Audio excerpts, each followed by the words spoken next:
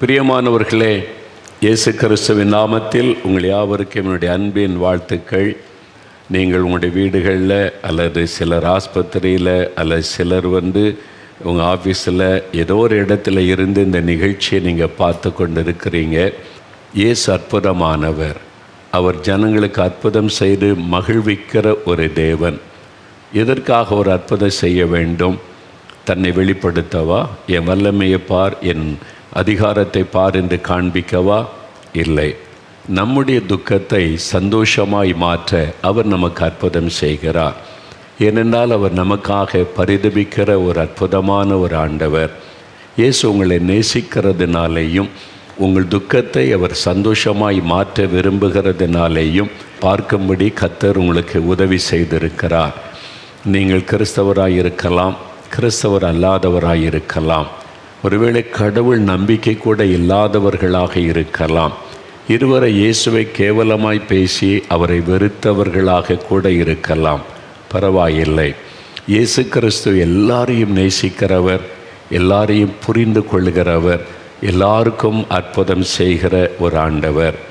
Gethsemane தோட்டத்திலே அவரை கைது செய்து குற்றவாளியாய் கொண்டு போய் நிறுத்துவதற்கு வந்த ஒரு சேவகனுடைய காது துண்டிக்கப்பட்ட போது அவனுக்கு கூட இயேசு அந்த வெட்டப்பட்ட காதை ஒட்ட வைத்து அற்புத சுகம் கொடுத்தவர் இயேசு.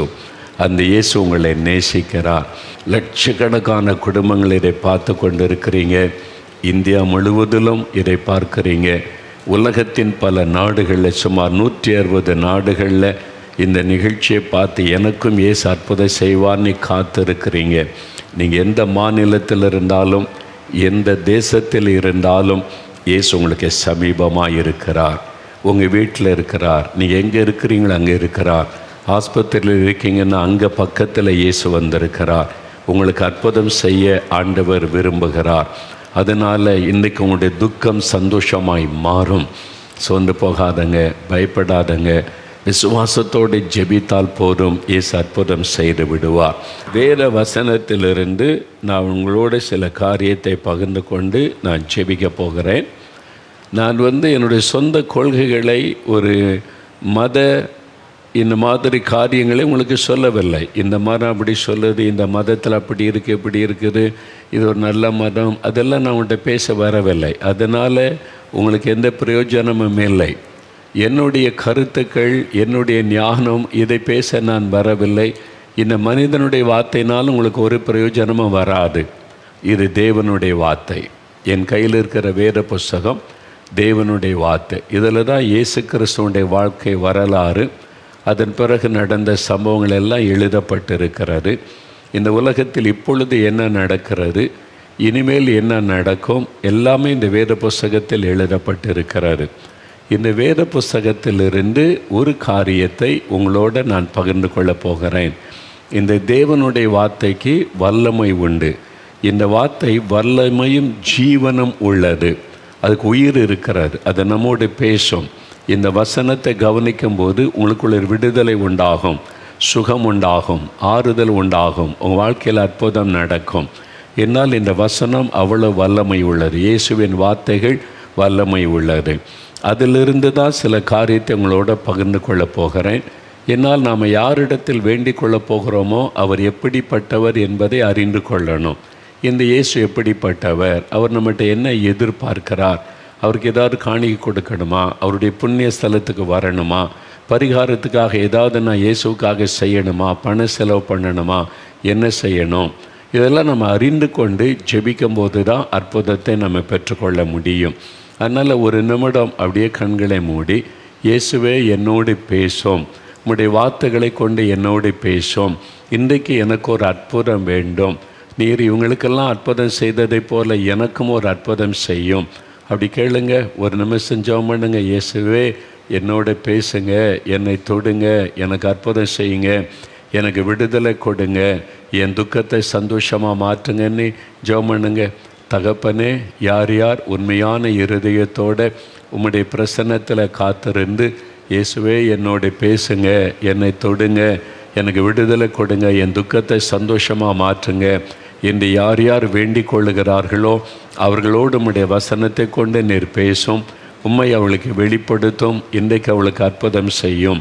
இயேசுவின் நாமத்தில் ஜெபிக்கிறேன் பிதாவே, ஆமேன், ஆமேன். வேத புஸ்தகத்தில் 2 கொரிந்தியர் 1 அதிகாரம் 3வது வசனம். இந்த வேத புஸ்தகத்தில் 2 கொரிந்தியர் 1 அதிகாரம் 3 வசனத்தில் ஆண்டவருக்கு ஒரு அழகான பெயர் சொல்லப்படுகிறது. நம்மை சிருஷ்டித்த ஆண்டவர், நம்மை உண்டாக்கின ஆண்டவர் எப்படிப்பட்டவர் அப்படின்னு ஒரு காரியம் சொல்லப்படுகிறாரு. அவர் சகலவிதமான ஆறுதலின் தேவன் என்று அவரை குறித்து சொல்லப்படுகிறாரு. இந்த வேத புஸ்தகத்தில் ஆண்டவருக்கு ஆயிரக்கணக்கான பெயர்கள் குறிப்பிடப்பட்டிருக்கிறாரு. அவர் சமாதானத்தின் தேவன், அவர் நம்பிக்கையின் தேவன், அவர் வல்லமையுள்ள தேவன், அவர் அற்புதங்களை செய்கிறவர், அதிசயமானவர், இப்படி நிறைய பெயர்கள் சொல்லப்படுகிறாரு. அவருடைய ஒவ்வொரு பெயரிலும் அர்த்தமும் வல்லமையும் ஆசீர்வாதமும் உண்டு. இந்த இடத்துல அவர் சகலவிதமான ஆறுதலின் தேவன் என்று சொல்லப்பட்டிருக்கிறாரு. இந்த நாளுக்காக, இந்த வசனத்தை கேட்கிற உங்களுக்காக நான் தேவ சமூகத்தில் காத்திருந்து ஜெபித்து கொண்டிருந்தேன். பல நாட்களாக அப்பப்போ ஜெபித்து கொண்டே வந்தேன். சில நாட்கள் உபவாசம் பண்ணி நான் ஜெபித்து கொண்டிருந்தேன்.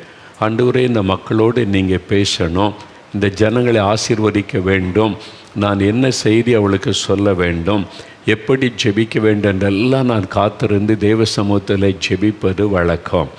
அப்படி நான் ஜெபிக்கும்போது இந்த நாளுக்காக ஆண்டவர் சொன்ன வார்த்தை, நான் ஆறுதலின் தேவன் என்பதை அந்த மக்களுக்கு சொல். ஏனென்றால் நிறைய பேருடைய உள்ளம் காயப்பட்டு வேதனைப்பட்டு ஆறுதலுக்காக ஏங்கி கொண்டிருக்கிறது. அதனால் நான் அவளை ஆறுதல் படுத்தி அதற்கான அற்புதங்களை செய்து அவருடைய துக்கத்தை சந்தோஷமாய் மாற்றி மகிழ்விப்பேன் என்று ஆண்டவர் பரிசுத்த ஆவியானவர் மூலமாய் என்னோடு பேசினார். அதனால தான் இந்த வசனத்தை உங்களுக்கு சொல்லுகிறேன். ஆண்டவர் சொல்லுகிறார், என் மகளே, நான் உனக்கு ஆறுதல் தருகிற ஒரு தேவன். என் மகனே, நான் உனக்கு ஆறுதல் தருகிற ஒரு தேவன், சகலவிதமான ஆறுதலின் தேவனாம். எந்த பிரச்சனை உங்களுடைய வேதனைப்படுத்தி காயப்படுத்தி துக்கப்படுத்தி இருந்தாலும் அந்த காயத்தை மாற்றக்கூடிய ஒரு ஆறுதலை ஆண்டவரால் தர முடியும். உங்களுடைய உள்ளம் காயப்பட்டு வேதனைப்பட்டு அதனால் மனம் உடைந்து நம்பிக்கை இழந்து வேதனையோடு நீங்கள் அமர்ந்திருக்கலாம். ஆண்டவர் இயேசு உங்கள் பக்கத்தில் வந்து சொல்லுகிறார், என் மகனே, நான் உனக்கு ஆறுதல் செய்கிற ஒரு தேவன். என் மகளே, நான் உனக்கு ஆறுதலின் தேவன். ஏன் கலங்கி கொண்டிருக்கிறாய்? ஏன் நீ வேதனைப்பட்டு கொண்டிருக்கிறாய்? என் உள்ளத்தில் இந்த காயம் இருக்கிறது, இந்த வேதனை இருக்கிறது, யாரிடத்திலுமே சொல்ல முடியாத இந்த துக்கம் பாரம் இருக்கிறது. அப்படி காயப்பட்ட உள்ளத்தோடு நீ இருந்து கொண்டிருக்கிறாயா மகனே, மகளே? உங்கள் பக்கத்தில் தான் இன்றைக்கு இயேசு வந்து இருக்கிறார். அவர் உங்களுக்கு ஆறுதல் செய்கிற ஒரு தேவன். ஒருவேளை பாவத்தின் நிமித்தம் உள்ளம் காயப்பட்டு யாரிடத்தில் இது சொல்ல முடியும்? என்னால் இந்த பாவத்தை விடவும் முடியவில்லை, நிம்மதியாக இருக்கவும் முடியவில்லை, இது என்ன வாழ்க்கை என்று மனம் கலங்கி நிற்கலாம். ஆண்டவர் இயேசு வந்து உங்கள் பக்கத்தில் நிற்கிறார். நான் உனக்கு ஆறுதல் தருவேன், இந்த காயங்களை மாற்றுவேன் என்று கர்த்தர் உங்களுக்கு சொல்லுகிறார். ஒருவேளை வியாதி நிமித்தம் உடைய உள்ளம் காயப்பட்டிருக்கலாம். எனக்கு ஏன் இந்த வியாதி வந்தது? எங்கள் குடும்பத்தில் ஏன் இப்படி ஒரு வியாதி வந்தது? உங்களுடைய உள்ளத்தில் ஒரு துக்கத்தை கொடுத்து கொண்டிருக்கலாம். நான் பக்தியாக தானே இருக்கிறேன், கடவுள் நம்பிக்கையோடு தானே இருக்கிறேன், நான் கடவுளெல்லாம் தேடுகிறேனே, எனக்கு இப்படி ஒரு வியாதி வந்து விட்டதே, மருத்துவம் கைவிட்டு விட்டதே, இவ்வளோ பணம் சொல்ல பண்ணி சுகத்துக்கான அறிகுறி கூட தெரியவில்லையே, நான் என்ன பாவம் செய்து விட்டேன், என்ன சாபம் என்னை தொடருகிறது? உள்ளுக்குள்ளே ஒரு வேதனை, ஒரு காயம், இரவெல்லாம் தூங்க முடியாதபடி கண்ணீர், வேதனையில் இரவும் பகலும் கழித்து கொண்டிருக்கிறீர்களா? உங்கள் பக்கத்தில் இயேசு வந்து நின்று சொல்லுகிறார், என் மகனே, நான் உனக்கு ஆறுதல் செய்கிற தேவன், நீ கலங்காதே. இந்த ஆண்டவர் உங்களோடு பேசுகிறார். ஒருவேளை பிசாசினால் உண்டான போராட்டம், மனதில் பாதிப்புகள், டிப்ரெஷன், மன அழுத்தம், வெளியே சொல்ல முடியாத பிரச்சனைகள், குடும்பத்துக்குள்ளே குழப்பமான நிலைமை, என்ன செய்வதுன்னு தெரியல அப்படின்ற ஒரு வேதனை, யாரிடத்தில் சொன்னாலும் அதை புரிந்து கொள்ளுவாங்களா, அதை சரியாக விளங்கி கொள்ளுவாங்களா, என்னையே குற்றப்படுத்தி விடுவாங்களா, இந்த மாதிரி ஒரு மனக்குழப்பம், இருதயம் காயப்பட்டு ஒரு இருதயத்துக்குள்ளே நீங்கள் அழுது கொண்டிருக்கிற ஒரு நிலைமை, நான் ஏன் இந்த உலகத்தில் வாழ வேண்டும், மரித்து விட்டால் நலமாயிருக்குமே என்று வாழ்க்கையை வெறுத்துவிட்ட ஒரு கசந்த நிலைமை, அப்படி தான் நீங்கள் அமர்ந்திருக்கிறீங்களா? இயேசு உங்கள் பக்கத்தில் வந்து சொல்லுகிறார், என் மகனே, நான் உன்னை புரிந்து கொள்ளுகிற தேவன், நான் உன்னை அறிந்திருக்கிற தேவன், நான் உனக்கு ஆறுதல் தருகிற தேவன் நான் என்று ஆண்டவர் உங்களோடு பேசுகிறார். இன்றைக்கு உங்களுடைய காயங்களை மாற்றி உங்களை ஆறுதல் படுத்தி அதற்காக அற்புதம் செய்து ஆண்டவர் உங்களை மகிழ்விக்க போகிறார். அதற்காக இயேசு இந்த உலகத்தில் உலாவின நாட்களில் அவர் எப்படி மனிதர்களை ஆறுதல் படுத்தினார், காயப்பட்ட உள்ளத்தோடு இருந்தவர்களை எப்படி ஆறுதல் படுத்தி அவருடைய துக்கங்களை மாற்றினார் என்று நிறைய சம்பவங்கள் இந்த வேதத்தில் எழுதப்பட்டிருக்கிறது. இயேசு இந்த உலகத்தில் மனிதனாய் உலாவின அந்த நாட்களில் அதில் ஒரு 3 சம்பவங்களை நான் உங்களுக்கு சொல்லி உங்களுக்காக ஜெபிக்க போகிறேன். அது உங்களை குறித்ததாகத்தான் இருக்கும். உங்களுடைய ஏதோ ஒரு பிரச்சனை, உங்களை காயப்படுத்துகிற ஏதோ ஒரு காரியம், ஆறுதல் இல்லாமல் தவிக்கிற ஏதோ ஒரு காரியம், அதை குறித்து ஆண்டவர் உங்களோடு இன்றைக்கு பேச விரும்புகிறார். முதலாவது ஒரு சம்பவத்தை வேத புஸ்தகத்தில் லூக்கா 7ஆம் அதிகாரம் 37வது வசனம் முதல் நீங்கள் வாசித்தால் வேத புஸ்தகத்தில் ஒரு சம்பவம் எழுதப்பட்டிருக்கிறது.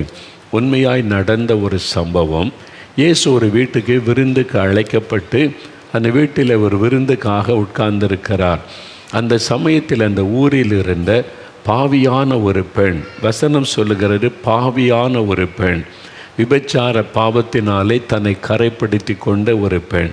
அதனால் அவள் இயேசு இங்கே வந்திருக்கிறார் என்பதை கேள்விப்பட்டு வந்து அவருடைய பாதத்தில் விழுந்து கண்ணீர் விட்டு அழுதாள் என்று வசனம் சொல்லுகிறது. தன் கண்ணீரினால் இயேசுவின் பாதத்தை நனைத்தாள். அப்பொழுது இயேசு அவருடைய உடைந்த உள்ளத்தை பார்க்கிறார், காயப்பட்ட உள்ளத்தை பார்க்கிறார், பாதிக்கப்பட்ட அவருடைய உள்ளத்தை இயேசு பார்க்கிறார். ஆனால் அந்த விருந்துக்கு அழைத்த அந்த ஊரில் இருந்த அந்த மனிதன் சொல்லுகிறான், ஐயோ, இவள் பாவியான ஒரு பெண் ஆயிற்றே, இவளால் எத்தனை குடும்பம் பாதிக்கப்பட்டது, இவளால் எத்தனை பேர் பாவத்துக்குள்ளானாங்க, இவள் எப்படி இயேசுவை தொட முடியும்?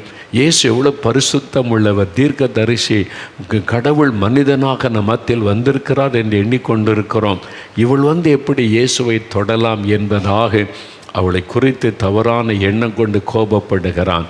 இயேசு அதை அறிந்து கொண்டார். இயேசு அவருடைய உடைந்த உள்ளத்தையும் அவளுக்குள்ள இந்த காயத்தையும் நிம்மதியில்லாமல் தவிப்பதையும் இயேசு பார்க்கிறார். என் பாவம் மன்னிக்கப்படுமா? எனக்கு பாவத்தில் என்று விடுதலை கிடைக்குமா?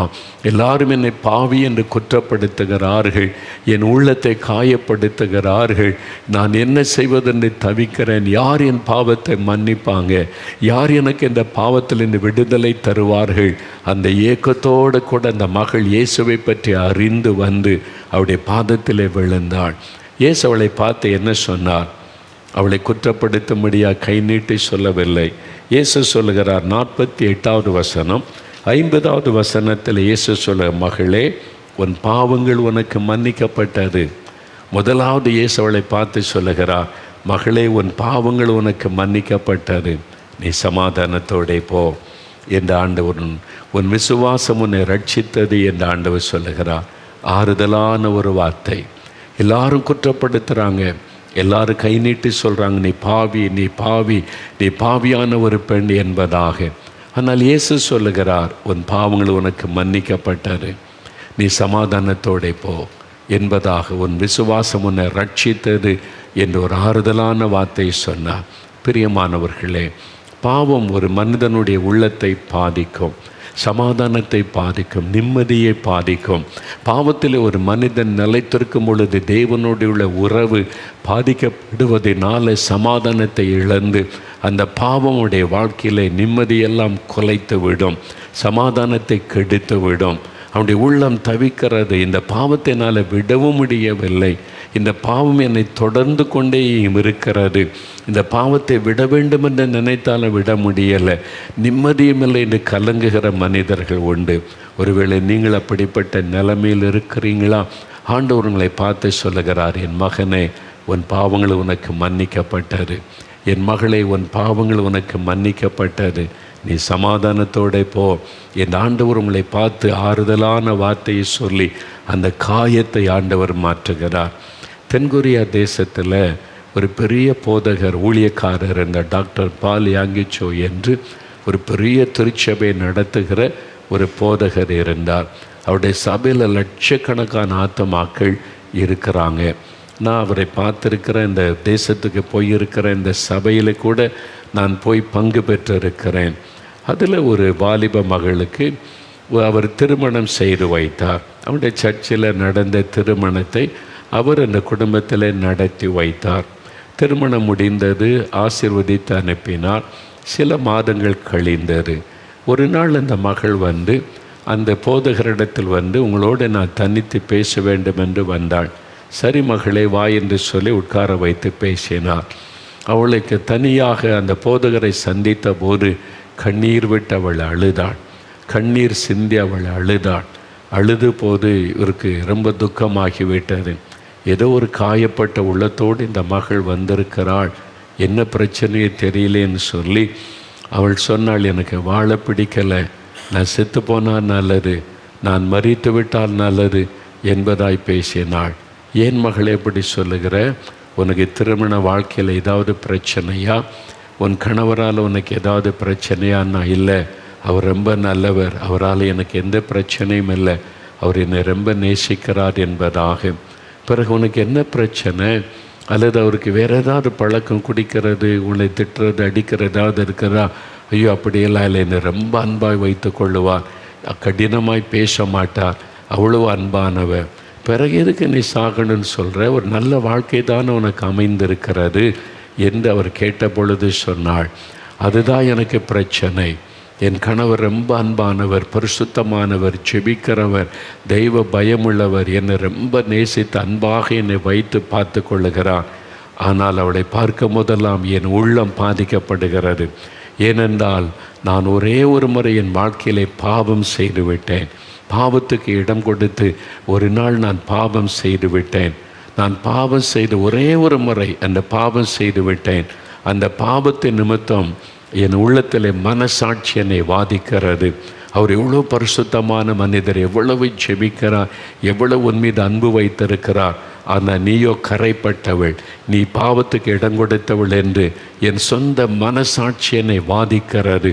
அதனால் அது பாவம் வேறு யாருக்கும் தெரியாவிட்டாலும் என் மனசாட்சி என்னை வாதிப்பதினால் என்னால் நிம்மதியாக இருக்க முடியல, சந்தோஷமாக இருக்க முடியலை, மகிழ்ச்சியாக வாழ முடியவில்லை. அதனால் அவரோடு நான் எப்படி வாழ முடியும்? நான் செத்து போயிடலான்னு தோன்றுகிறது என்பதாய் அவள் அழுதாள். அந்த ஊழியக்காரர் இதுதான் உனக்கு பிரச்சனையா? ஆமாம், உன் பாவத்தை உணர்கிறாய் அல்லவா? நான் உணர்ந்துட்டேன், நான் மனம் திரும்பிட்டேன், என் பாவத்தை ஆண்டவர்கிட்ட அறிக்கையிட்டு விட்டேன். சரி, நீ உணர்ந்துட்ட, ஆண்டவர்கிட்ட அறிக்கையிட்டுட்டல, இப்போ என்ன செய்யணும் என்றால், எப்போ உன் பாவத்தை நீ உணர்ந்து இயேசுவே நான் பாவம் செய்துட்டேன் என்னை மன்னிங்கன்னு கேட்டியோ, இயேசு கிறிஸ்துவின் ரத்தம் சகல பாவங்களை நீக்கி சுத்திகரிக்கும். வேத வசனத்திலிருந்து அவளோடு கூட அவர் பேசினார். ஆண்டவர் இயேசு உன்னை குற்றப்படுத்தி, உன்னை நீ பாவி என்று குற்றப்படுத்தி உன் சமாதானத்தை கெடுக்கிறவர் அல்ல. எப்போ உன் பாவத்தை நீ உணர்ந்தாயோ அப்பொழுதே அவர் மன்னித்து விடுகிறார். வேதம் சொல்லுகிறது பார், கிழக்குக்கு மேற்குக்கும் எவ்வளவு தூரமோ அவ்வளோ தூரமாய் உன் பாவத்தை உன்னை விட்டு விலக்கி விட்டார். இனி அந்த பாவத்துக்கும் உனக்கு சம்பந்தம் இல்லை. இயேசு கிறிஸ்துவின் ரத்தம் உன்னை கழுவி விட்டது. அதனால் இப்போ நீ தேவனுடைய பிள்ளையாக இருக்கிறாய். இயேசு கிறிஸ்துவனை மகளே என்று அன்போடு கூட சொல்லுகிறார். நீ அதை விசுவாசித்து உனக்கு சொந்தமாக்கிக்கொள். அந்த காரியங்கள் உன்னை விட்டு விலகிவிடும். பழைய காரியங்கள் உன் உள்ளத்தை விட்டு விலகிவிடும். அவருடைய ரத்தம் உன்னை கழுவி சுத்திகரிக்கிறது என்று சொன்னபோது அவள் முழங்கால் படியிட்டு கண்ணீரோடு ஆண்டவரிடத்தில் ஜெபம் பண்ணி விசுவாசத்தோடு அந்த மன்னிப்பை அவள் ஏற்றுக்கொண்டாள். அவள் ஏற்றுக்கொண்ட உடன் உள்ளத்திலிருந்து அந்த பாரம் விலகினது. அவளுக்குள்ள இருந்த துக்கம் விலகினது. இப்பொழுது தன் உள்ளத்தில் தான் பரிசுத்தமாக்கப்பட்டு விட்ட உணர்வு, அந்த மகிழ்ச்சி அவளுக்குள்ளே வந்தது. அந்த பாவ கரை நீக்கப்பட்டு ஒரு பெரிய மகிழ்ச்சியோடு போனாள். அதன் பிறகு அவள் சந்தோஷமாய் மகிழ்ச்சியோடு கூட வாழ்க்கை நடத்துவதை அந்த போதகர் கவனித்தார். பிரியமானவர்களே, பாவம் பயங்கரமானது, நம்மை கரைப்படுத்தி நம்முடைய மனசாட்சியை பாதிக்கக்கூடியது. ஆனால் இயேசு கிறிஸ்துவின் இரத்தம் நம்முடைய பாவமர நம் இருதயத்தை கழுவி குற்ற மனசாட்சியை நம்மை விட்டு மாற்றக்கூடியது. எபிரேயர் 9:14 வேதம் சொல்லுகிறாரு, இயேசு கிறிஸ்துவின் இரத்தம் நம்முடைய மனசாட்சியை பாவங்களற கழுவி சுத்திகரித்து நமக்குள்ள தேவனுடைய பிள்ளை என்ற சந்தோஷத்தை கொடுக்கிறது. எப்போ நீங்கள் பாவத்தை உணர்கிறீர்களோ அப்பொழுதே இயேசு உங்களை மன்னிக்க, உங்களுக்கு அந்த பாவத்தை அவர் மாற்றி உங்களுடைய இருதயத்தை பரிசுத்தப்படுத்த, பாவத்தின் பல்லமிலிருந்து விடுதலையாக்க ஆயத்தமாக இருக்கிறார். அதனால் இன்றைக்கு இயேசுவே என் பாவத்தை மன்னியும், என்னுடைய மனசாட்சியை வாதித்து கொண்டிருக்கிற அந்த பாவம் உங்கள் இரத்தத்தினால என் இருதயத்தை கழுவிருங்கன்னு ஒப்புக்கொடுங்க. இனி இந்த மதுபான பழக்கம் வேண்டாம், சூதாடுகிற பழக்கம் வேண்டாம். இனி இந்த கண்களின் இச்சை, மாமிசத்தின் இச்சை, இந்த பாவங்கள் எனக்கு வேண்டாம். இது என் சமாதானத்தை கெடுத்து கொண்டிருக்கிறது, என்னை கரைப்படுத்துகிறது. இதிலிருந்து எனக்கு ஒரு விடுதலை கொடுங்கன்னு சொல்லி எப்போ நீங்கள் உணர்ந்து இயேசுவனிடத்தில் பாவத்தை அறிக்கையிடுவீர்களோ, அவர் பாவத்தை மன்னிக்கிறவர் மாத்திரம் அல்ல, உங்களுடைய குற்ற மனசாட்சியை மாற்றுகிறவர் மாத்திரம் அல்ல, பாவத்தின் பல்லமிலிருந்து விடுதலை தருகிறவர். ரெண்டாவது, இயேசு செய்த இந்த ஆறுதலான ஒரு காரியம், இந்த மகளை எப்படி ஆறுதல் படுத்தினாரோ அதே மாதிரி யோவான் 5:5-6 வாசிக்கும்போது இங்கே ஒரு மனிதனை இயேசு சந்திக்கிறார். இந்த மனிதன் வியாதிப்பட்ட ஒரு மனிதன். யோவான் 5:5-6 நீங்கள் வாசிக்கும்போது, எருசலேமிலே பெதஸ்தா என்ற குளத்தின் அருகே ஒரு மனிதன் படுத்திருக்கிறான். 38 வருஷம் வியாதி கொண்ட ஒரு மனிதன். 38 வருஷம் அந்த வியாதினால் பாதிக்கப்பட்டு படுத்த படுக்கை ஆகிவிட்டான். கை கால்களெல்லாம் செயலற்று போயிருக்கும். நம்பிக்கை இழந்து போன ஒரு மனிதன். இப்பொழுது அவனை தேடி யாரும் வருவது இல்லை. 38 வருஷம் கடந்து விட்டது. குடும்பத்தாரும் கூட அவனை மறந்து போயிருப்பார்கள். அவனுக்கு அன்பு காட்டவும், ஆறுதல் சொல்லவும், உற்சாகப்படுத்தவும் யாரும் இல்லை. தனிமையாய் படுத்திருந்த நான் என்ன பாவம் செய்தேனோ, இந்த மாதிரி கஷ்டப்படுகிறேன் என்று தன்னையே நினைத்து அவன் வேதனைப்பட்டு கலங்கினவனாய் படுத்திருந்திருக்க வேண்டும். இயேசு அவனை தேடி போகிறார். அவனை பார்த்து என்ன சொல்லுகிறார்? 5வது வசனம் 6வது வசனத்தை வாசிக்கும்போது இயேசு சொல்லுகிற ஒரு காரியம், சுகமாக வேண்டுமென்று நீ விரும்புகிறாயா? மகனே, நீ சுகமாக வேண்டுமென்று விரும்புகிறாயா? 38 வருஷம் வியாதி படுக்கை, சரீரமெல்லாம் பாதிக்கப்பட்டு கை கால்களெல்லாம் செயல் இழந்து அவன் மனதெல்லாம் விட்டு போயிருக்கும். அப்படியே மனம் சோர்ந்து போயிருக்கும். எனக்கென்று யாரும் இல்லை, எனக்கு அன்பு காட்ட ஆதரவாய் பேச யாரும் இல்லை என்று கலங்கி நின்ற ஒரு மனிதன். இயேசு அவனை தேடி போய் சொல்லுகிறார், நீ சுகமாக வேண்டுமென்று விரும்புகிறாயா என்று ஆண்டவர் கேட்கிறார். எவ்வளோ ஒரு ஆறுதலான வார்த்தை பார்த்தீங்களா? ஆண்டவர் உங்களை பார்த்து கேட்கிறார், என் மகனே, நீ சுகமாக வேண்டுமென்று விரும்புகிறாயா? என் மகளே, நீ சுகமாக வேண்டுமென்று விரும்புகிறாயா என்று ஆண்டவர் கேட்கிறார். எத்தனை வருட வியாதி, இத்தனை வருஷம் கஷ்டப்படுறேனே, பிறந்ததுலேருந்து இந்த வியாதி, இந்த வேதனை, 20 வருஷமாக இந்த வேதனை, வலி, ஐயோ மருத்துவம் என்னை கைவிட்டு விட்டதே அப்படின்னு மனம் கலங்கி நிற்கிறீர்களா? யாருமே என்னை புரிந்து கொள்ளலை, என் வேதனையை அவங்க அறிந்து கொள்ளவில்லை, எல்லாரும் என்னை ஒரு மாதிரி பார்க்குறாங்க அப்படின்னு சோர்ந்து போனீங்களா? இயேசு உங்கள் பக்கத்தில் வந்து நின்று சொல்லுகிறார், என் மகளை நீ சுகமாக விரும்புகிறாயா? என் மகனை சுகமாக விரும்புகிறாயா? உங்கள் விருப்பத்தை சொல்லுங்கள் அவரிடத்துல. உடனே உடைய விருப்பத்தை அவர் நிறைவேற்றும். ஆமாண்டவரே, நான் சுகமாக விரும்புகிறேன், என்னை சுகமாக்குங்கன்னு சொல்லுங்கள். இயேசுவே என்னை சுகமாக்கும், இயேசுவே எனக்கு ஒரு அற்புதம் செய்யும். நீங்கள் கேட்ட ஆண்டவர் கட்டாயம் உங்களுக்கு அற்புதம் செய்வார். நான் சொன்னால எங்கள் ஒரு பக்கத்தில் ஏரல் என்ற ஒரு ஊர் இருக்கிறார். அதுதான் தாலுகாவுடைய ஹெட் குவார்ட்டர்ஸ். அங்கே நாலுமாவுடைய தாலுக்கா ஹெட் குவார்ட்டர்ஸ் தான் ஏரல் என்பது. அங்கே பக்கத்தில் ஒரு கிராமம். அந்த கிராமத்தில் ஒரு குடும்பம் இருந்தது. அதில் அந்த சகோதரிக்கு திருமணம் ஆயிற்று. அவருடைய வயிற்றில் ஒரு பிரச்சனை, வலி உண்டாகி கொண்டே இருந்தது. திருமணமாகி சில வருடங்கள் ஆயிற்று, குழந்தையும் இல்லை, வயிற்றிலே வலி. டாக்டரிடத்தில் கொண்டு போகலாம். ஒரு ஏழை குடும்பத்தை சார்ந்தவர்கள். அந்த கணவரும் கஷ்டப்பட்டு வேலை செய்து சம்பாதிக்கிறவர், ஏழை குடும்பம். சரி, மனைவிக்கு இப்படி கஷ்டப்படுகிறாள் என்று ஆஸ்பத்திரிக்கு அழைத்து கொண்டு போனார். அங்கே போய் எல்லா ரிப்போர்ட்டெல்லாம் எடுத்து பார்த்துட்டு சொன்னாங்க, டாக்டர்ஸு கர்ப்பப்பையில் ஒரு பெரிய கட்டி வந்து விட்டார், அதனால் இந்த மகளுடைய உயிருக்கு ஆபத்து.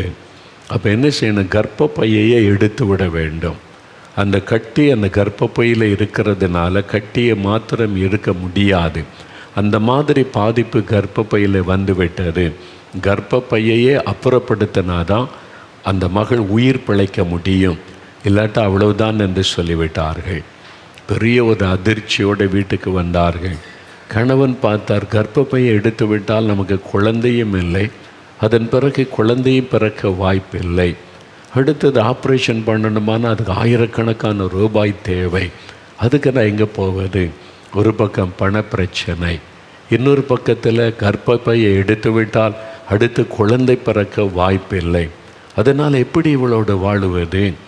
பாருங்கள், கணவன் தன் மனைவியை பார்த்து சொன்னால், தன்னுடைய பெற்றோருடைய வீட்டில் வந்து விட்டு இனிமேல் நீ உன் பெற்றோர் உன்னை பார்த்து கொள்ளட்டும், இனிமேல் உனக்கு எனக்கு சம்பந்தம் இல்லை. எப்படி நான் வாழ்வது? கர்ப்பப்பையை எடுத்து விட்டால் குழந்தையே பிறக்காது, எப்படி வாழ்வது? ஒரு கணவன் பாருங்கள், அந்த மனைவியினுடைய வேதனை கூட புரிந்து கொள்ளாமல் கொண்டு வந்து பெற்றோருடைய வீட்டிலே விட்டு போய்விட்டான். அவ்வளவுதான். இப்போ அந்த மகள் வியாதியின் வேதனை ஒரு பக்கம், கணவன் தன்னை விட்டு பிரிந்து போய்விட்டான், கைவிடப்பட்ட நிலைமை ஒரு பக்கம். வேதனையில் அழுது கொண்டே நாட்களை கழித்து கொண்டிருந்தான். என்ன நடக்கும் எப்படின்னு? அவருடைய பெற்றோரும் ஏழை குடும்பம், ஆஸ்பத்திரிலாம் போய் ஆயிரக்கணக்காக பணம் செலவு பண்ண வசதி இல்லாத குடும்பம்.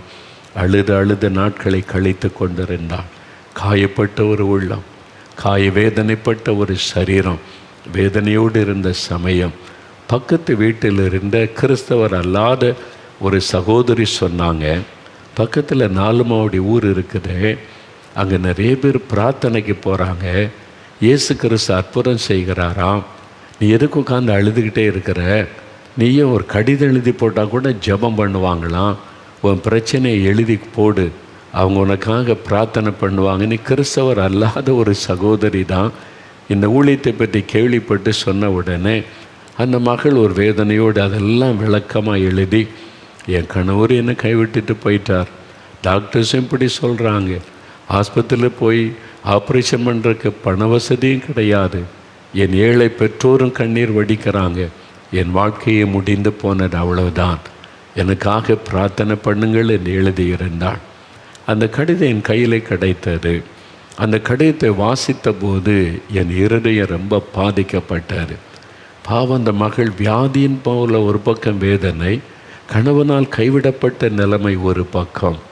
அதனால் ஒவ்வொரு மாதமும் திறப்பின் வாசல் ஜெபம் நடக்கும்ல, அந்த திறப்பின் வாசல் ஜெபத்தில் நான் இந்த கடிதத்தை வாசித்து நம்ம எல்லாரும் ஜெபிக்கலாம், இந்த மாதிரி ஒரு மகள் எழுதியிருக்கிறாங்க, எவ்வளோ பெரிய துக்கம், அந்த மகளுக்கு ஆண்டவர் அற்புதம் செய்யணும், ஜெபிக்கலாம் என்று வாசித்த பொழுது எல்லாரும் ஜெபம் பண்ணினோம். அந்த மகளுக்காக பேரை சொல்லி ஒரு ஆச்சரியமான காரியம் என்ன தெரியுமா? கடிதம் எழுதிவிட்டு அந்த மகள் இந்த ஜெபம் எங்கே நடக்குன்னு விசாரித்து அந்த மகள் இன்றைக்கு ஜெபத்துக்கு வந்திருக்கிறார்கள். நம்மளுக்கு தானே சொல்லி ஜெபிக்கிறாங்க, நம்ம கடிதத்தை தான் வாசிக்கிறாங்க, நமக்காகத்தான் ஜெபிக்கிறாங்கன்னு சொல்லி அந்த மகள் கண்ணீரோட, இயேசுவே எனக்கு ஒரு அற்புதம் செய்யுங்க, இயேசுவே எனக்கு ஒரு சுகம் கொடுங்க, எல்லாரும் எனக்காக ஜெபிக்கிறாங்க, என் வாழ்க்கையை முடிந்து போய்விட்டார், எனக்கு ஒரு அற்புதம் செய்யுங்கன்னு அந்த மகள் கண்ணீரோடு ஜெபித்தார். அந்த மகளுடைய கண்ணீரை இயேசு கண்டார். அதே நாளில் ஆண்டவருடைய வல்லமை அவளை தொட்டார். தன்னை ஒரு வல்லமை தொட்டதை உணர்ந்தாங்க, அற்புதம் நடந்து விட்டதை உணர்ந்தாங்க, வீட்டுக்கு போயிட்டாங்க. இப்போ சரீரத்தில் ஒரு மாற்றம் தெரிகிறது, அந்த சுகவீனம் அதெல்லாம் மாறி மாற்றத்தை உணர்கிறார்கள்.